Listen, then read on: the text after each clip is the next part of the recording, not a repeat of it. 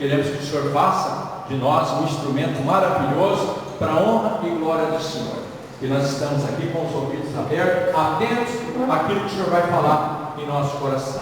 Em nome santo e sagrado de Jesus Cristo, que é justo, fiel e verdadeiro. Santo Deus. Então vamos lá. Fique à vontade, gente. Se quiser participar lá, fique à vontade, viu? Se quiser sentar mais para cá um pouco para poder enxergar aqui, ó, fique à vontade, viu? Quanto mais para cá você ficar, melhor para poder ver aqui. Pode ir. Fique à vontade.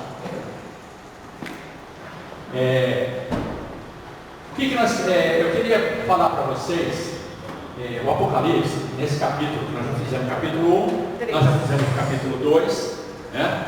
E agora nós estamos entrando no capítulo 3. O que é importante no capítulo 3? Eu quero que vocês fiquem muito atentos, mas muito atentos mesmo, porque tem tudo a ver com a gente hoje, né? Essas três igrejas que ficaram para depois, que é no capítulo 3, tem uma essência muito profunda para o cristianismo, que até então era a história da formação da igreja, agora é a parte final da igreja. Então agora ele está entrando, apesar de muitos não entenderem da maneira que está escrito aqui, mas ele vai falar do arrebatamento, vai falar de tudo aquilo que a igreja está preparada para isso. Então eu gostaria que vocês ficassem muito atentos no que vai ser dito aqui, tá? Quem tiver pergunta, escreve, a hora que terminar a gente conversa, tem um diálogo legal, não tem problema nenhum, tá? Glória a Deus. Então vamos começar lendo o capítulo, vamos lá.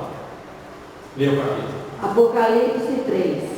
E ao anjo da igreja que está em Sardes escreve: Isto diz o que tem os 7 Espíritos de Deus e as 7 estrelas. Conheço as tuas obras, que tens nome de que vives e está morto. Sê vigilante e confirma os restantes que estavam para morrer, porque não achei as tuas obras perfeitas diante de Deus. Lembra-te, pois, de que tens recebido e ouvido, e guarda-o e arrepende-te. E se não vigiares, virei sobre ti como ladrão, e não saberás a que horas sobre ti virei. Mas também tens em Sardes algumas pessoas que não contaminaram suas vestes, e comigo andarão de branco, porquanto são dignas disso. Ao que vencer será vestido de vestes brancas, e de maneira nenhuma riscarei o seu nome do livro da vida, e confessarei o seu nome diante de meu Pai e diante dos seus anjos. Quem tem ouvidos, ouça o que o Espírito diz às igrejas. E ao anjo da igreja que está em Filadélfia, escreve: Isto diz o que é santo, o que é verdadeiro, o que tem a chave de Davi, o que abre e ninguém fecha, e fecha e ninguém abre. Conheço as tuas obras, eis que diante de ti pus uma porta aberta, e ninguém a pode fechar. Tendo pouca força, guardaste a minha palavra, e não negaste o meu nome. Eis que eu farei aos da sinagoga de Satanás, aos que se dizem judeus e não são, mas mentem. Eis que eu farei que venham e adorem prostrados a teus pés, e saibam que eu te amo. Como guardaste a palavra da minha paciência, também eu te guardarei na hora da tentação que há de vir sobre todo o mundo, para tentar os que habitam na terra. Eis que venho sem demora. Guarda o que tens, para que ninguém tome a tua coroa. A quem vencer, eu o farei coluna no templo do meu Deus, e dele nunca sairá. E escreverei sobre ele o nome do meu Deus, e o nome da cidade do meu Deus, a nova Jerusalém, que desce do céu, do meu Deus, e também o meu novo nome. Quem tem ouvidos, ouça o que o Espírito diz às igrejas. E ao anjo da igreja que está em Laodiceia escreve: Isto diz o Amém, a testemunha fiel e verdadeira, o princípio da criação de Deus. Conheço as tuas obras, que nem és frio nem quente. Quem deras foras frio ou quente. Assim, porque és morno e não és frio nem quente, vomitar-te-ei da minha boca. Como dizes, rico sou, e estou enriquecido, e de nada falta. E não sabes que é um desgraçado, e miserável, e pobre, e cego, e nu. Aconselho-te que de mim compres ouro provado no fogo, para que te enriqueças, e roupas brancas, para que te vistas, e não apareça a vergonha da tua nudez, e que unja os teus olhos com colírio, para que vejas. Eu repreendo e castigo a todos quantos amo. Sê, pois, zeloso e arrepende-te. Eis que estou à porta e bato. Se alguém ouvir a minha voz e abrir a porta, entrarei em sua casa, e com ele cearei, e ele comigo. Ao que vencer, me considerei que se assente comigo no meu trono, assim como eu venci e me assentei com meu Pai no seu trono. Quem tem ouvidos, ouça o que o Espírito diz às igrejas. Amém. Amém. Próxima tela. E deixa aí. Bom, vamos lá. O que eu queria falar para vocês? Quem está aqui desde o começo sabe o que eu estou falando. O Mauro até que não veio a semana passada, estava viajando. Veja bem, tudo está escrito, tudo, a história inteira da igreja, do povo, da Bíblia, está escrita em Gênesis. Do primeiro ao sétimo dia. O resto é só explicar o sétimo dia. A Bíblia inteira está escrita do primeiro ao sétimo dia. Tudo que existe está contido no primeiro ou sétimo dia. Aí eu vou provar para vocês aqui agora. A igreja, ela é um plano de Deus quando houve o pecado. Então, quando ele chegou e falou assim: Gênesis, olha, da árvore da vida, vocês não comerem o dia que vocês comerem daquela árvore, vocês morrerão. O que aconteceu? O astuto veio e fez o trabalho que Eva forneceu para o marido, eles comeram da árvore, entrou o pecado. O que aconteceu? Eles morreram. Quando eles morreram, eles foram expulsos do paraíso. O paraíso era uma estrutura formada para o homem viver bem, para o homem viver em comunhão, adorando a Deus. Então existia um plano. Esse plano foi quebrado. Então quando houve a quebra desse plano, instituiu-se um outro plano. Qual que era o outro plano? O outro plano era a igreja. A igreja foi formatada ali, não fisicamente. Fisicamente ela começou em Atos dos Apóstolos, fisicamente, mas ela foi formatada naquele momento. Naquele momento, quando houve o pecado, o homem foi expulso e ele colocou uma sentença. A sentença que ele colocou sobre a mulher era a igreja. O que ele falou? Que ele falou que um ferirá o outro. Um vai pisar na cabeça e o outro vai ferir o calcanhar. O que acontece com Satanás com a igreja? Ela vem, ele não tem poder para destruir a igreja, mas ele atrapalha, ele picota, ele vai atrapalhando, ele vai incomodando. Olha o que está acontecendo hoje no mundo. Então, aquele momento ele já estava falando da igreja de uma forma diferente, mas ali já tinha um plano estabelecido. O inimigo já sabia que ele ia fazer algo, ele não sabia como, mas ele sabia que algo ia ser feito. Então começou ali, esse capítulo, essas três últimas igrejas aqui, começou a formatação da nossa saída deste mundo. Então vamos lá, a igreja de Sardes, que é essa igreja aqui que nós vamos falar agora, o que ela tem de importante para nós? Algo fantástico. Aqui era a igreja idólatra, a idolatria na realidade era essa igreja. Aqui vai falar sobre a reforma. Então essa igreja foi a igreja da reforma. Nós estamos oriundos da reforma. Martinho Lutero, John Knox, aquela história toda que nós já conhecemos, não vamos entrar nesse meio. Então nós somos oriundos da reforma, igreja de Sardes. Então por que a igreja de Sardes? A igreja de Sardes vivia num contexto rico, milionário, mas era uma igreja pobre, morta. A igreja que era romana na época, ela estava da mesma forma, rica, milionária, num contexto rico, mas ela era morta. Ela estava morta naquele momento. Até que Martinho Lutero levantou a reforma. Todo mundo conhece as 95 teses do Wittenberg, aquela coisa toda que a gente conhece. O que aconteceu? Houve o quê? Houve uma separação, houve uma diferença de opiniões e de doutrina. Então a doutrina teve uma separação. Aqui ele vai falar claramente sobre essa igreja, sobre isso, quando ele fala que existia alguns ali que ainda tinham as vestes brancas. Você vê que ele fala aqui que alguns estavam com as vestes brancas. Por que ele está falando isso? Ele está falando justamente do povo da reforma. Então, quando aquelas pessoas, quando a igreja estava, a tendência da igreja era morrer, ela já estava morta, mas acabar de vez. Aí Deus surpreendeu o inimigo com a reforma. A reforma fez a igreja reviver. A igreja estava morta, ela reviveu. Com essa reforma que ela reviveu, a igreja de Sardes, que vivia num contexto rico, milionário, o que aconteceu com ela? Ela voltou a ter vida através de alguns que estavam nessa igreja, não todos eles. As pessoas que estavam nessa igreja, que estavam fazendo parte dessa igreja, estavam com as vestes sujas. O que é veste suja? Essas pessoas estavam, o mundo entrou dentro da igreja. O mundo estava dentro da igreja. Então as pessoas estavam sujas com o mundo. O mundanismo estava dentro da igreja. Não precisa nem falar, vendendo indulgência, vendendo todas essas coisas. Então o que aconteceu com a igreja? A igreja estava mundanizada. Nem sei se existe essa palavra, mas deve existir. Então ela estava dentro do contexto do mundo. O mundo estava falando. Então as vestes daqueles homens de Deus, daquela igreja, ela estava suja. E Deus queria mudar isso. Mas isso que eu estou falando, ele falou lá em Gênesis. Lá em Gênesis ele falou o que está acontecendo aqui. E o que vai acontecer ele falou lá em Gênesis. Como que ele falou lá em Gênesis? Quando o homem pecou, o que aconteceu quando o homem e a mulher pecaram? Eles viram que estavam nus, que estavam o quê? Pelados. Viram, e agora? Vergonha.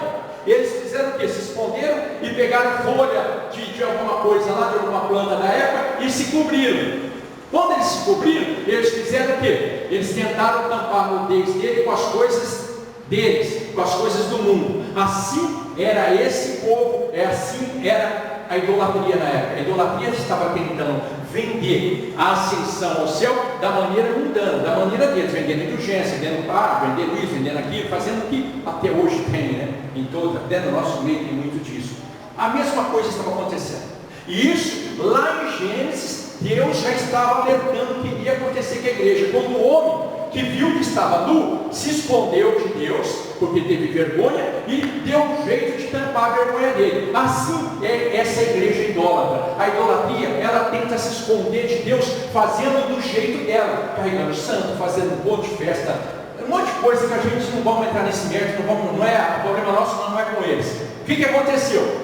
Aí Deus viu e falou, não é do teu jeito, é do meu jeito. Então Deus foi lá e trocou as vestes. O que Deus fez? Colocou as vestes nele, pegou uma roupa de couro e colocou naqueles homens. Então, as nossas vestes têm que ser trocadas por Deus, não é por nós. Não é você que troca as vestes. Não adianta você querer fazer alguma coisa, não adianta a igreja tentar fazer alguma coisa, porque ela não vai conseguir ser santa. Nós só vamos conseguir santificar alguma coisa através da palavra de Deus. Fora a palavra de Deus, no contexto do Evangelho, a igreja não é ninguém, a igreja não é nada, não independe de homens, não pode ser um homem mal letrado, aquele que tem formatura, PhD em tudo que você pensar de formatura, ele não vai conseguir tocar o coração de Deus. Como diz lá no livro de Jeremias, as nossas obras são trapo de imundície para Deus. Então ele não vê as nossas obras, ele não vai ver os nossos pensamentos. O que ele vai ver? A nossa obediência. E é isso que está falando nessa igreja. Essa igreja, ela não estava obediente. Por isso que houve uma divisão. Por isso que ela estava morta. Então, esse contexto dessas três igrejas começou agora, o final. Aqui é o final da igreja. É o final da estrutura da igreja. Porque Apocalipse fala do 1 ao 3, fala da igreja. Aí para de falar da igreja, vai para o povo de Israel, volta à igreja lá no final. Quando Jerusalém descer para reinar aqui, aí a igreja vai vir junto, reinar, a igreja vai subir antes disso, depois ela desce com isso. Apocalipse fala isso claramente. Aqui, a igreja ela morre, e na realidade é o seguinte, ela vai até o capítulo 4, versículo 1, a igreja. Daí, versículo 2 em diante, já não fala mais da igreja. Aí já passa para o povo de Israel, nós vamos ver isso aí tudo a semana que vem, mas vamos no contexto nosso aqui. O que acontece com isso aqui? Nós, a igreja de Deus, ela nesse ponto aqui, ela teve a divisão. Pensa bem, observa bem, quando chegou em Sardes, que teve essa divisão, as duas próximas igrejas, que são Filadélfia e Laodiceia, é essa divisão. Uma virou Filadélfia e a outra, Laodiceia, que é a igreja do juízo.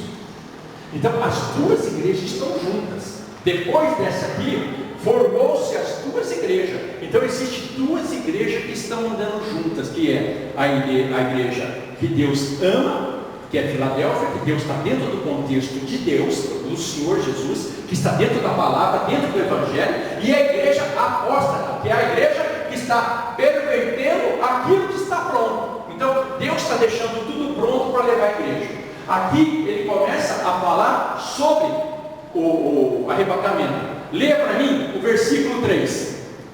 Lembra-te, pois, do que tens recebido e ouvido, e guarda-o, e arrepende-te, e, se não vigiares, virei sobre ti como um ladrão, e não saberás a que hora sobre ti virei. Olha a primeira dica do arrebatamento. Virei sobre ti como ladrão. O arrebatamento vai ser assim. Então já está dando as primeiras dicas do arrebatamento. Apesar de muita gente entender de outra forma, baseiam-se muito em Mateus capítulo 24. Vai ser lá no final. Aquilo lá ele está falando para o povo de Israel. Ele não está falando da igreja. Aqui ele está falando para a igreja. Então nós temos que separar quando ele está falando para Israel e quando ele está falando para a noiva de Cristo. Então a noiva de Cristo foi quando entrou o pecado. Quando entrou o pecado até no paraíso era o povo de Israel, o povo que ele já tinha separado. Quando entrou o pecado, entrou a igreja de Cristo. O plano de salvação incluía a igreja de Cristo. Entrou, nesse momento entrou a igreja. Ela foi estabelecida lá no paraíso e formatada aqui, em Atos dos Apóstolos. Por isso que a igreja tem que ser apostólica. Apesar de nós chamamos igreja apostólica, igreja católica, apostólica, evangélica. Eles chamam igreja católica, apostólica, romana. A diferença de nós para eles é que nós seguimos o evangelho e eles o sistema romano. Essa é a diferença.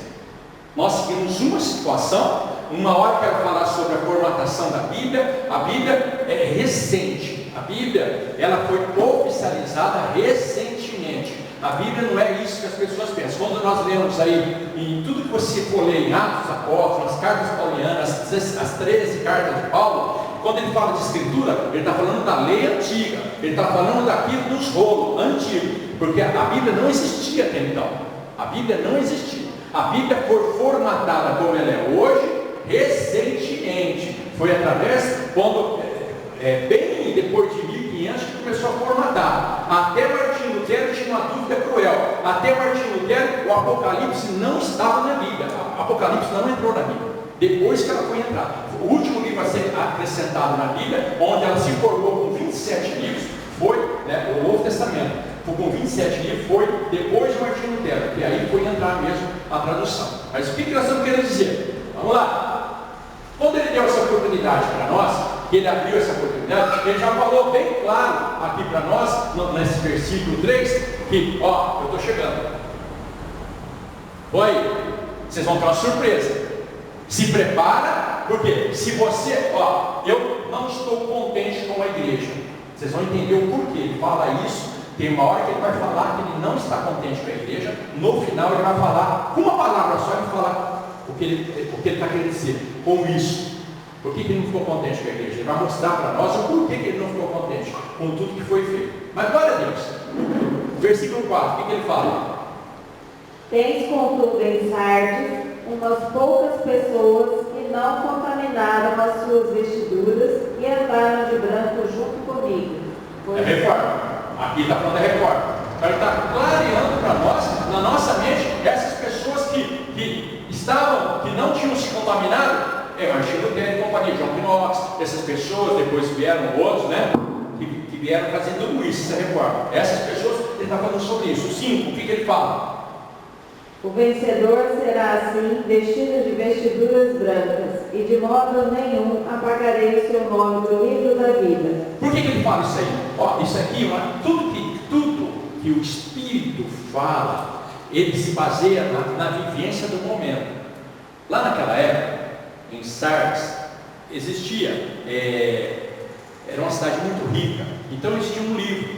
Esse livro, todas as pessoas que tinham poder, que tinham alguma coisa, algum comércio, alguma coisa, o nome delas estava no livro. E elas pagavam, vamos colocar o nome de impostos. Então ela pagava imposto. Ó, o governo cobrava imposto. Aquele que deixava de pagar o imposto, o nome dele era riscado do livro da vida. Então, o que ele está querendo dizer? O homem tem condição de riscar o nome do livro da vida. Mas aqui não. Aqui o homem não tem acesso para riscar o nome. Então eu tenho o livro da vida diferente daquele livro que vocês conhecem aqui. Porque lá existia o livro da vida, simbolicamente, mas era feito por homens, por pessoas que pagavam impostos, pessoas que faziam parte do sistema. Eles não, né? Mas tem esses negócios aí. O que nós temos que entender? O nosso Deus não faz isso. Ele não vai riscar. Ele não quer riscar o nome do livro. Ele não quer fazer isso. Mas a condição, base em vocês, e é bíblico. Êxodo 32, ele fala o seguinte: lembra do diálogo com Moisés? Moisés, esse povo tudo aí, eu vou riscar o nome deles do livro da vida. Está lembrado? Aí Moisés intercedeu pelo povo: não faça isso, o senhor vai matar esse povo aqui no deserto, o povo vai falar mal da gente e tal. Então tá bom, vou fazer de outra forma. Mas Deus ia riscar o nome daquelas pessoas que estavam em pecado no livro da vida. Então, eu não estou falando besteira. A palavra de Deus me garante que Deus pode tirar o nome da pessoa do livro da vida. Você entendeu? Porque eles pecaram grandiosamente contra Deus. Eles não pecaram contra Moisés, eles estavam pecando contra Deus. Continua lendo aí. Agora é a próxima igreja, né? Então vai. Acabou? Filadélfia. Filadélfia. Por que Filadélfia é a nossa igreja? É a igreja que vai herdar. Vamos dizer dessa forma. Aqui temos um mistério muito grande. Quais são os mistérios? Conheço as tuas obras. Lê o 7 primeiro. O 7 é? 7. Ao anjo da igreja em Filadélfia escreve: estas coisas diz o santo, o verdadeiro, aquele que tem a chave de Davi, que abre e ninguém fechará, e que fecha e ninguém abrirá. Conheço, aí depois eu vou. Peraí. Por que ele está falando da chave de Davi? A chave de Davi, simbolicamente, é autoridade. Então, quando se fala a chave de Davi, é uma autoridade, porque ele andava segundo o coração do Senhor. Então, você tem autoridade para entrar no coração de Deus. Isso aqui é um mistério fantástico para a igreja. Aqui, olha o que ele fala aqui, ó. Ele puxa uma porta aberta, que ele fala da chave. O que ele fala da chave da vida? Eu coloquei uma. Aquele que tem o santo verdadeiro, aquele que tem a chave de Davi, que abre e ninguém fecha, e fecha e ninguém abre. O que ele está falando? Gente, claramente ele está falando da oração. A oração você toca o coração do Senhor. A oração você move as estruturas do inferno. Você move as estruturas de uma pessoa. Você quer convencer, você quer fazer alguma coisa? Entre em oração. Oração é o telefone que a gente tem simbolicamente para falar com o Senhor. É a única ligação que nós temos, é a oração. E pasme em você, Deus não ouve a tua oração. Nós vamos ver lá para frente. A nossa oração sobe com aroma agradável. Olha que diferença que é. Então, quando nós fazemos nossas orações, quando você faz tua oração, os céus recebem como aroma agradável. Quem leva é o Senhor. Jesus leva para o Pai e fala assim: olha aqui o que os servos, o que os anjos que estão na terra estão fazendo. Por que eu estou falando isso? Prestem bem atenção numa parte. Nós estamos falando do final da igreja. No começo da igreja, lê para mim o capítulo 2, o versículo 1. Vê o capítulo 2, o versículo 1. Olha, presta atenção que Deus fala no capítulo 2, que é o princípio da igreja, a igreja de Éfeso. Olha o que ele fala, quando ele está formatando a igreja. Lê. Estas coisas diz aquele que conserva na mão direita as 7 estrelas e que anda no meio dos 7 candeeiros de ouro. Ele volta, ele faz o que? Ele anda? Ele anda no meio dos 7 candeeiros de ouro. Agora vai no 3:1. Presta atenção, é a mesma palavra, mas tem uma diferença. Presta atenção. 3:1. O anjo da igreja em Sardes escreve: Estas coisas diz aquele que tem os 7 Espíritos de Deus e as 7 estrelas. Glória a Deus. Conheço as tuas obras. Perceberam algo diferente? Lá na formação da igreja, ele andava no meio da igreja. Agora ele já não anda mais. Olha só, se você ler o primeiro capítulo, o capítulo 2, perdão, capítulo 2, o primeiro versículo, o Senhor Jesus andava. Depois, ele já não anda mais. Por quê? Porque a igreja está pronta para ser tirada. Quem está fazendo esse trabalho que Deus está mandando no meio é o Espírito Santo de Deus que está fazendo essa parte. Hoje a igreja depende do Espírito Santo de Deus para que ela tenha a comunhão para ser tirada, para ser erguida, para ela sair daqui. Nós vamos ver tudo isso. Veja bem, continua aí. Leia o outro, 8. Conheço as tuas obras e eis que diante de ti pus uma porta aberta e ninguém pode fechar, tendo pouca força, guardaste a minha palavra e não negaste o meu nome. Outra chave de vitória para nós. Qual que é? Pode entrar. Qual que é essa chave de vitória? Irmão, irmã, isso é muito sério para nós crentes. É muito sério. Pastor, é muito sério esse negócio. Sabe por que eu falo isso? Olha que segredo que ele colocou. Antes da igreja ser formatada, essa porta não estava aberta. Depois, ele abriu essa porta. Quando que ele abriu? No começo da igreja? Não. Ele abriu agora. Vamos dizer no final, nos últimos tempos, que ele foi abrir essa porta. Por quê? Por que ele abriu agora no final? Por quê? O arrebatamento está muito mais iminente do que antes, está muito próximo. Essa porta foi aberta. Qual que é esta porta que ninguém pode fechar? Qual que é essa porta? Essa porta é a eternidade. Ninguém pode fechar a porta da eternidade. Não existe homem na terra que possa.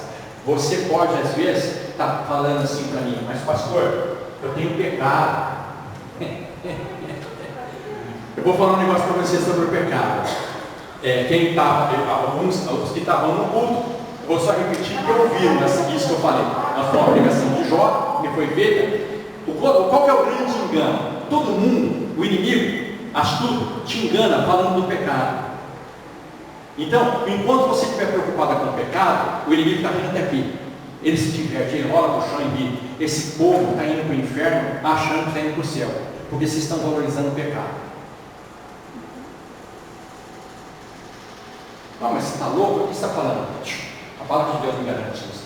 A palavra de Deus me diz o seguinte: o sangue de Jesus me purifica de todo pecado. Então por que eu estou preocupado com o pecado? Se o sangue de Jesus me purifica de todo pecado, o inimigo sabe disso, mas o crente não. O crente acha que essa palavra não existe. Então ele fica valorizando uma coisa que ele já foi perdoado. Você já foi perdoado. Ele já levou sobre si todas as nossas dores, todas as nossas transgressões que levaram a Isaías 53. Beleza. Agora, aquilo que vai te levar para a morte, o crente não está nem aí. O que a mulher de Jó? Lembra, gente? O que a mulher de Jó falou para ele? Amaldiçoa esse Deus. Esse teu Deus, não era o dela? Pensa bem, hein? Não era o dela. Ela não tinha Deus. Amaldiçoa esse teu Deus e morre. Isso está cheio de crente que faz isso. Assim de crente. Isso é blasfêmia contra o Espírito Santo. Não tem perdão. É morte. A blasfêmia. Quando nós se levantamos contra um pastor, contra uma igreja, contra um movimento de Deus, nós estamos blasfemando contra o Espírito Santo. Eu não estou aqui porque eu quero, estou aqui porque o Espírito Santo me colocou aqui. É verdade. O pastor sabe disso. Nós não estamos aqui. Quando ele vai lá no presídio, ele não está fazendo porque ele quer aparecer, eu quero aparecer. Não, ele está lá porque o Espírito Santo colocou no coração dele. Ele faz essa obra. Não importa se é doloroso ou não, mas o que acontece? As pessoas se levantam contra o Espírito Santo de Deus. E é isso que nós temos que valorizar. Aqui está bem claro sobre isso. O Senhor, a tua igreja, a igreja nossa, a igreja dele, a igreja do Senhor Jesus, não blasfema. É verdade. Ela não blasfema. Ela é sofredora. Ela, às vezes, para o mundo ela é perdedora, para nós é vitória. Mas para o mundo nós somos perdedores. Mas é uma igreja vitoriosa. É uma igreja que as portas do inferno nunca prevalecerão contra ela. Não existe força nenhuma contra ela. Não existe. Você pode estar capengando, você pode estar na dificuldade, você pode estar num momento até triste da tua vida, mas lembra-se, as portas do inferno não prevalecerão contra ela. Eu sou mais vitorioso. Senhor, a vitória é minha. Glória a Deus. Não abaixa a cabeça para nada, levanta a tua cabeça, você é vitorioso. Eu fiz uma palestra em Rio Preto, na faculdade, e eu estava falando para um monte de jovem, lá, eu falei para eles assim, ó, todo mundo aqui é vitorioso. E eu sou mais que vocês, eu tenho mais idade que a maioria que está aqui. Fora o professor, eu tenho mais idade aqui. E quem foi? Eu sou mais vitorioso. Rapaz, eu estava na batalha esses tempos atrás aí, hoje eu estou com 57 anos. Eu estava 55, 58, sei lá, estava com 50, 52 anos, sei lá. Eu falei, ó, estou com 50 anos. E eu tinha uma vitória muito grande.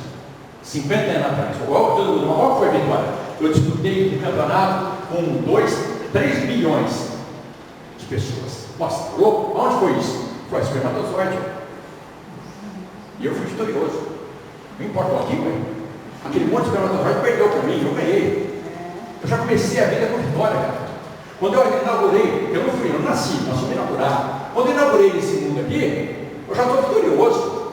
Por que eu tenho que cair? Por que eu tenho que ouvir Satanás falar qualquer besteira para mim?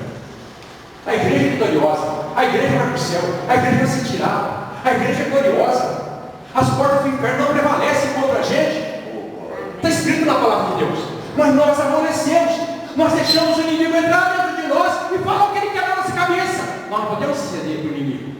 A força está dentro de você. Qual que é a força? O Espírito Santo de Deus. Não sou eu que tenho força, não é? Eu tenho. Não, nós não temos nada. A força do Espírito do Senhor que nos habita em nós, o Espírito do Senhor habita em nós, essa é a nossa grande força. Isso ninguém derruba. Ninguém vai conseguir derrubar os teus planos. Se você tem uma vitória pré-estabelecida por Deus, ela vai se cumprir na tua vida. A igreja tem uma vitória pré-estabelecida e ela vai se cumprir dentro da igreja. Então por isso que ele colocou uma porta enorme, ninguém pode fechar, ninguém pode derrubar, gente. Crê! Ninguém vai derrubar a tua força de vontade que Deus colocou dentro do teu coração. Aquilo que Deus pré-estabeleceu para você, ninguém derruba. Ninguém derruba. O inimigo está cansado de tentar derrubar o povo de Deus, mas ele não consegue. Nós temos vários exemplos aí por aí fora, em todos os meios, esporte, artista, política, tudo nós temos. Ninguém consegue derrubar aquilo que Deus pré-estabeleceu. Continue.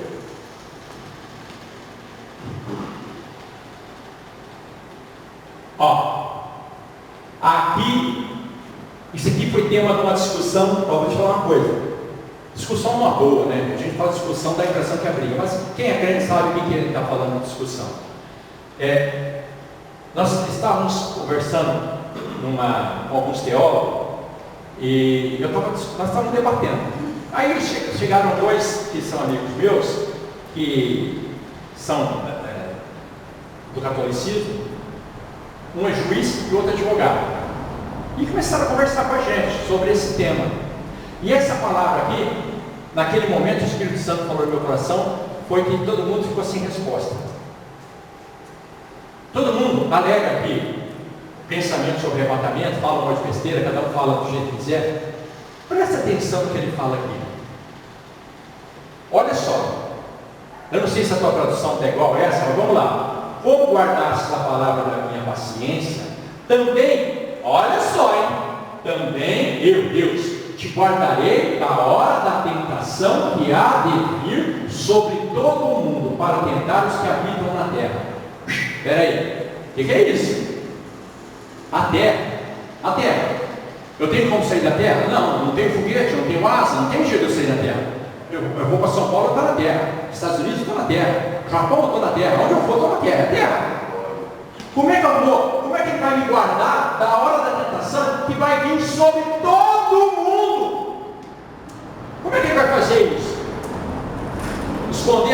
ou no túnel, no buraco. Não. Aqui fala o arrebatamento. Claro. Isso aqui é o arrebatamento. Claríssimo.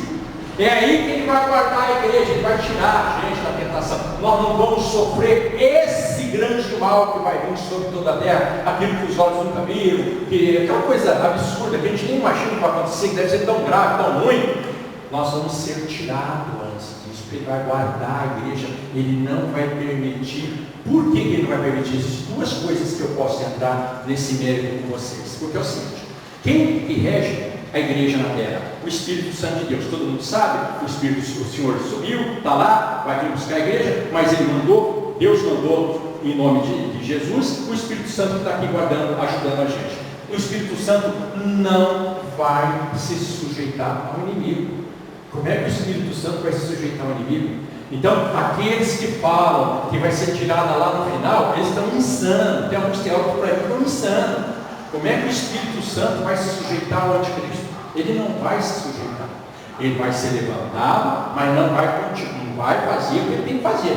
Depois que a igreja for tirada, que ele vai poder, o inimigo entrar nele e fazer o que tem que ser feito. Mas enquanto a igreja, com o Espírito Santo aqui na terra, ele não pode fazer nada. Porque o que impede dele fazer o que ele quer fazer com o Espírito Santo?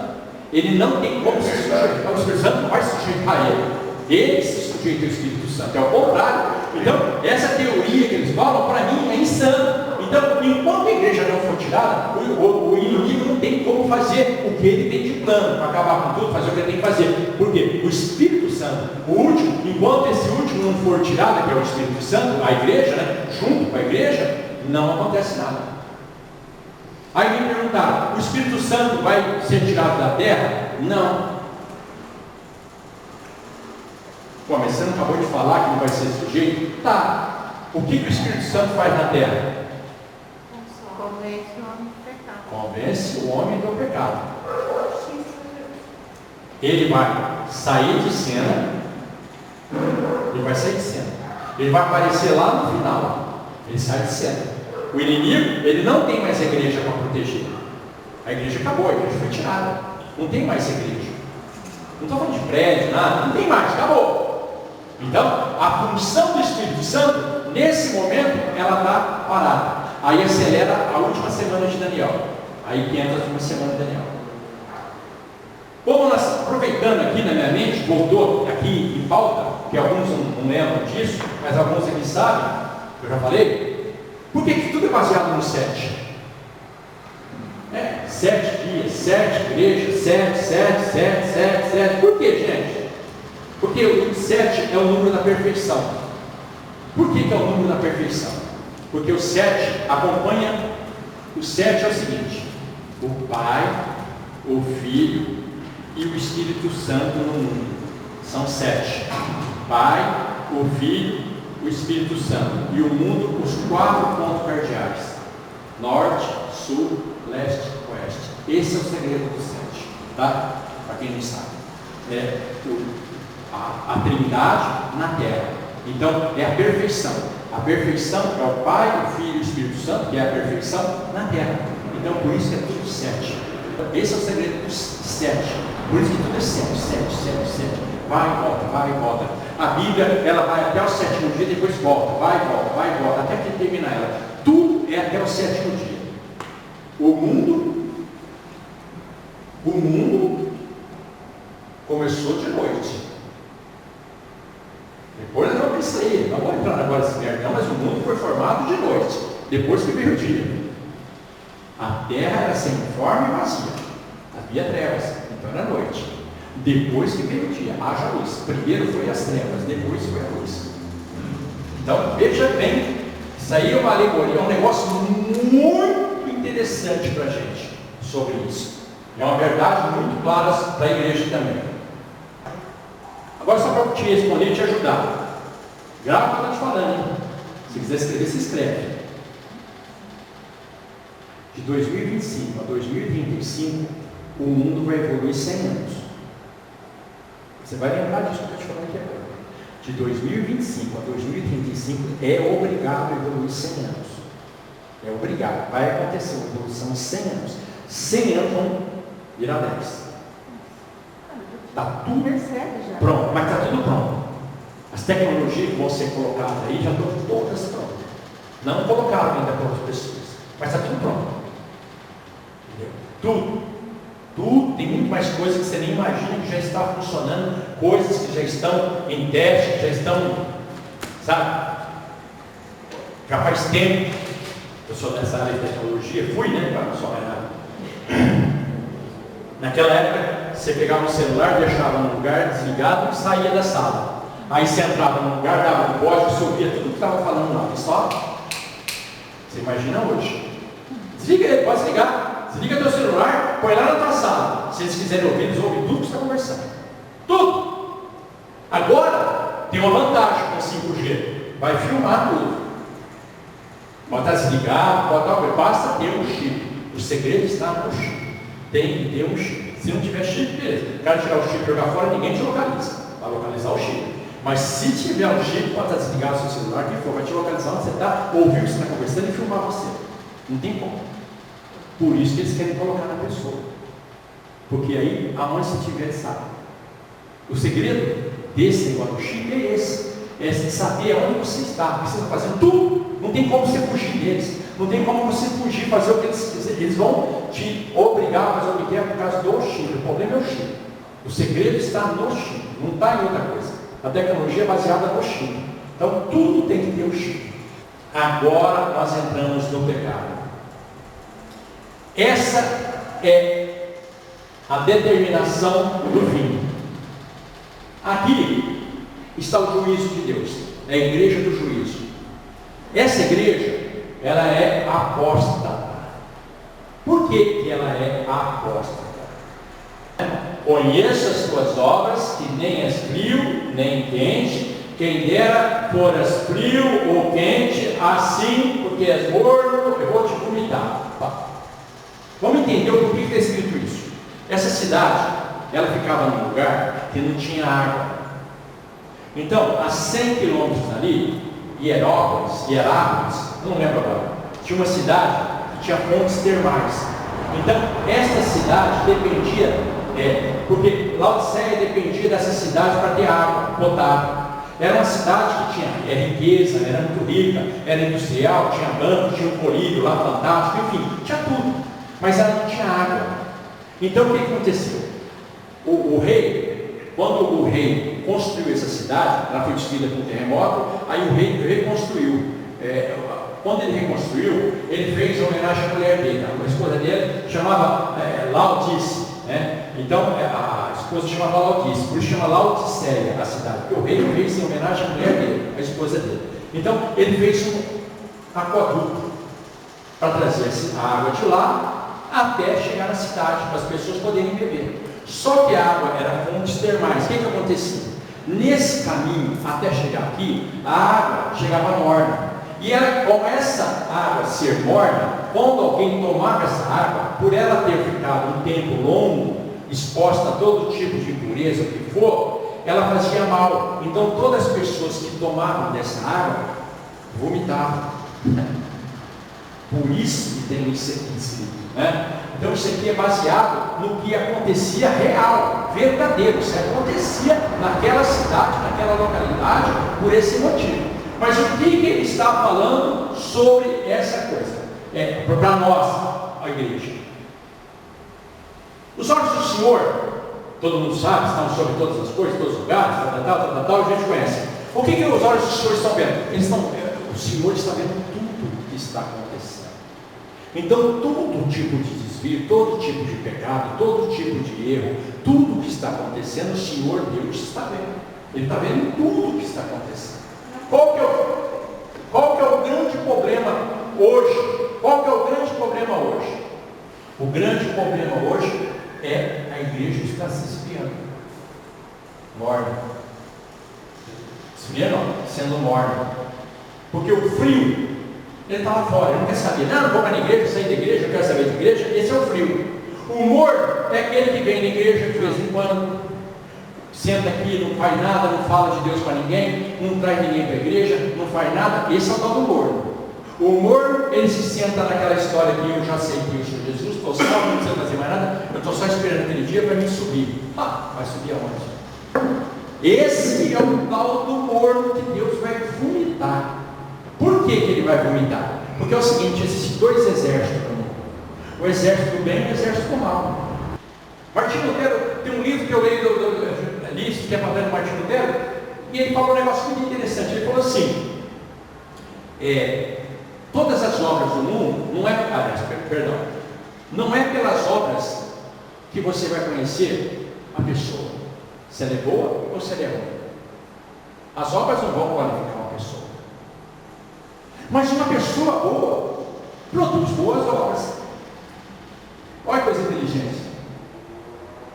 As obras da pessoa não vão mostrar, aquela pessoa da cesta básica, gente boa. Pode ser um bandido, pode ser um traficante que está pegando a grana, matando um monte de família, mas a consciência pesou, vou dar uma cestinha básica lá para o pessoal que mora aqui na favelinha aqui para ajudar. Mas ele está matando um monte de gente, você não conhece ainda o dele. Agora, aquele que é do Senhor, ele produz boas obras. Como que ele produz boas obras? Qual que é a diferença? A diferença é que aquilo que eu faço para mostrar é de mim.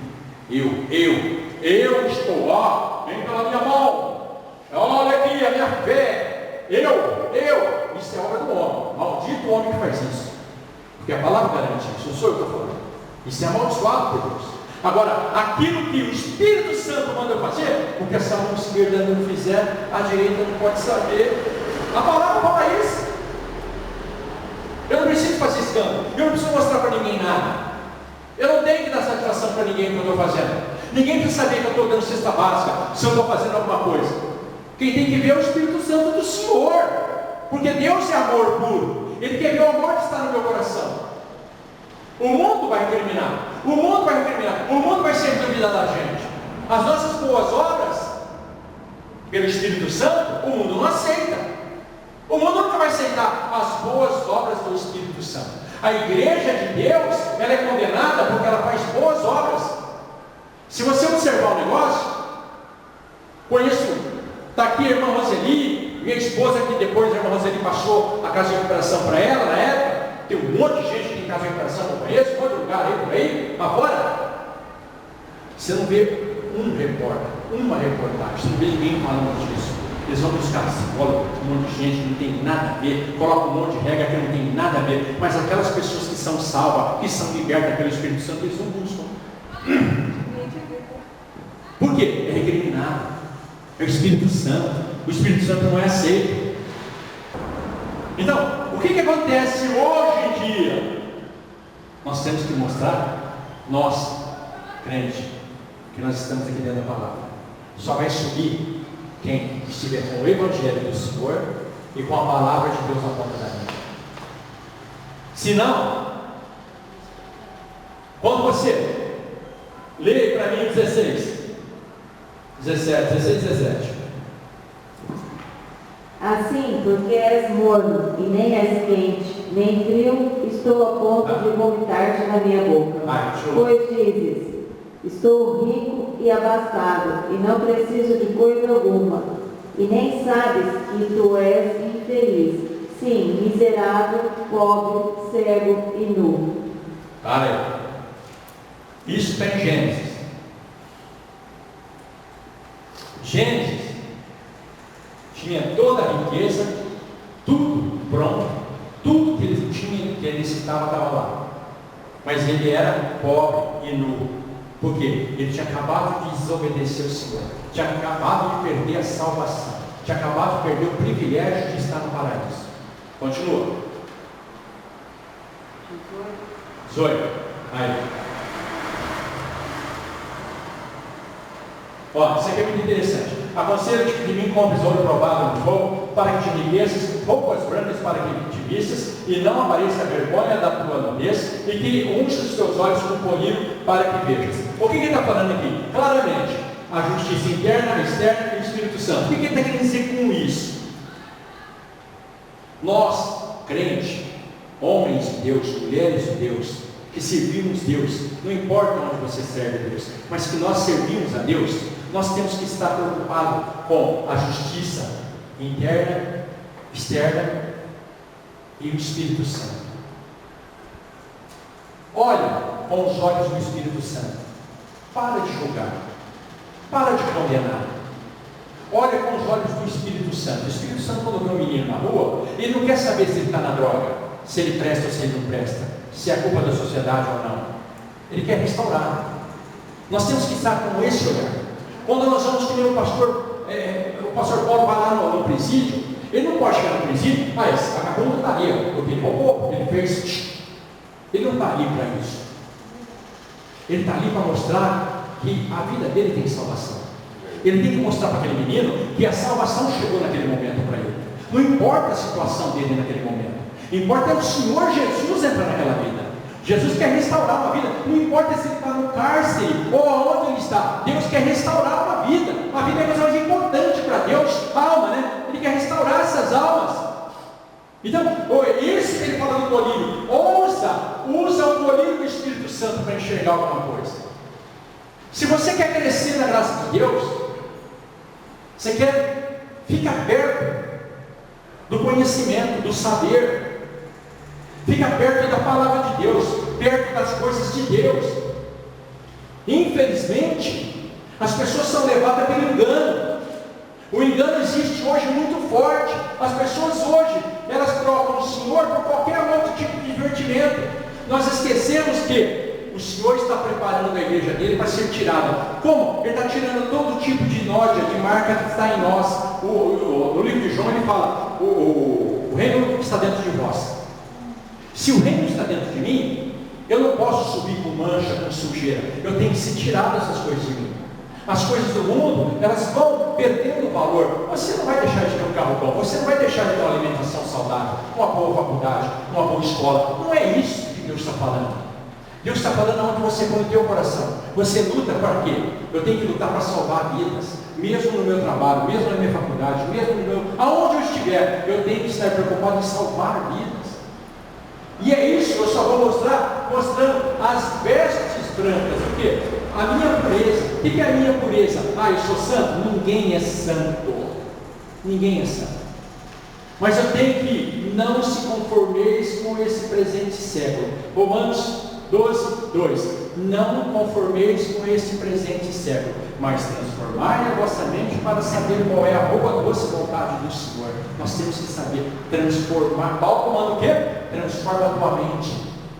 Transforma teu conhecimento. Começa a olhar o mundo como uma obra-prima de Deus, não de Satanás. Não importa se vai ser destruído o que for, você está aqui. Olha o próximo como Deus olhou.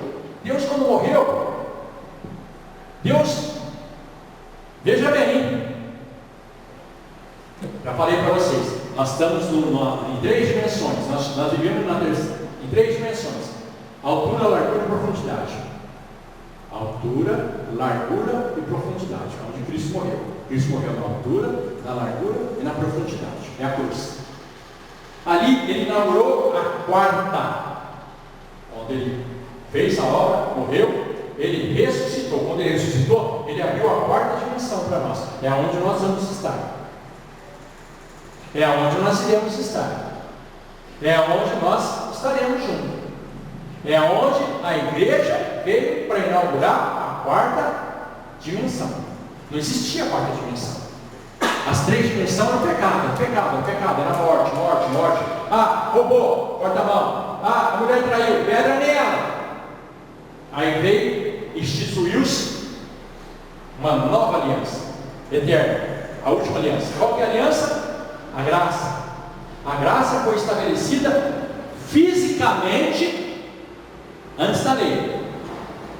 Eu sempre falo para todo mundo: primeiro foi estabelecida a graça, depois a lei. 420 anos antes que Moisés nascer, Abraão estabeleceu a graça. Em ti serão benditas todas as famílias da terra, ou todas as nações, depende da tradução, que é a mesma coisa. Em ti serão benditas todas as nações da terra. Ali foi estabelecida a graça. Não existia lei.